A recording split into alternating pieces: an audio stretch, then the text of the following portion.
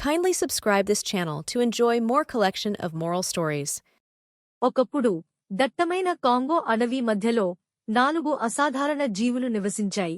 గంభీరమైన సింహం, దృఢమైన ఖడ్గమృగం, జిత్తులమారి నక్క మరియు తెలివైన ఏనుగు. ప్రతి ఒక్కరూ తమ ప్రత్యేకమైన బలాలు మరియు సద్గుణాలను ప్రగల్భాలు చేస్తూ అడవికి సరైన పాలకులని విశ్వసించారు.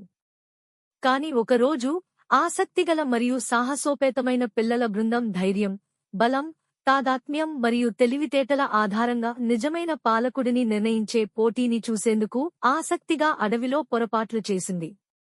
తెలివైన ముసలి గుడ్లగూబ, అడవి యొక్క నిష్పాక్షిక న్యాయమూర్తి, 5 విభిన్న పోటీలను నిర్వహించింది. ప్రతి ఒక్కటి నిర్దిష్ట లక్షణాన్ని పరీక్షించడానికి రూపొందించబడింది.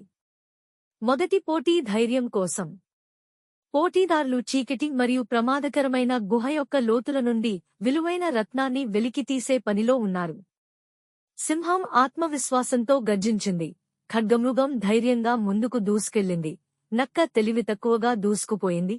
ఏనుగు స్థిరంగా ముందుకు సాగింది. ఏది ఏమైనప్పటికీ గుహ యొక్క మలుపులు మరియు మలుపుల గుండా నావిగేట్ చేయడానికి తన తెలివిని ఉపయోగించి నక్క విజేతగా నిలిచింది.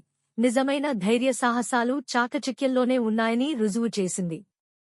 శక్తి పోటీ కోసం అటవీ నివాసుల మార్గాన్ని అడ్డగిస్తూ నదికి అడ్డంగా పడిపోయిన శక్తివంతమైన ఓక్ చెట్టును పెకిలించమని జీవులకు సవాలు చేయబడింది. సింహం పని మీద దూకింది. ఖడ్గమృగం తన శక్తితో దానిపైకి దూసుకుపోయింది. ఏనుగు తన అపారమైన బలంతో నెట్టింది. మరియు నక్క నిశ్శబ్దంగా గమనించింది.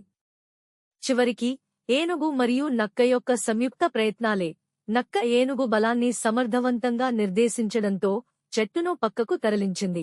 వ్యూహంతో కూడిన బలం ఏదైనా అడ్డంకిని అధిగమించగలదని నిరూపించింది. తరువాత తాదాత్మ్యం పోటీ వచ్చింది. ఇక్కడ జీవులు చిక్కుకున్న కుందేళ్ల కుటుంబాన్ని రగులుతున్న అడవి మంట నుండి రక్షించవలసి వచ్చింది. సింహం సంకోచించింది. మంటలకు భయపడి ఖడ్గమృగం కుందేళ్లను పరిగణనలోకి తీసుకోకుండా బుల్డోజర్లోకి దూసుకెళ్లింది.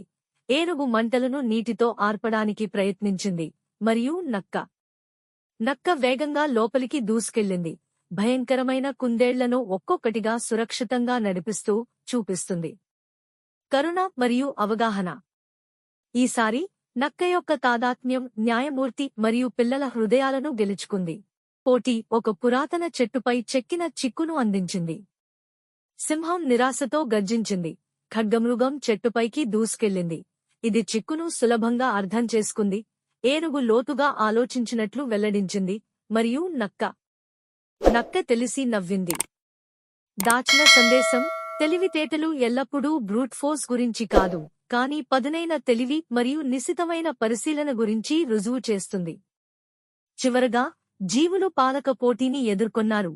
అక్కడ వారికి 2 ప్రత్యర్థి జంతు సమూహాల మధ్య సంఘర్షణను శాంతియుతంగా పరిష్కరించే పని ఇవ్వబడింది. సింహం కేకలు వేసింది. ఆధిపత్యం చెలాయించడానికి సిద్ధంగా ఉంది. ఖడ్గమృగం ఉక్కిరిబిక్కిరి చేసింది. ఆవేశానికి సిద్ధమైంది. ఏనుగు బాకా ఊదింది, బెదిరించాలనే ఆశతో. మరియు నక్క జాగ్రత్తగా గుంపుల వద్దకు వెళ్లి వారి మనోవేదనలను వింటూ ఉమ్మడి స్థలాన్ని కనుగొని వాటిని ఏకం చేసింది. సామరస్యంగా.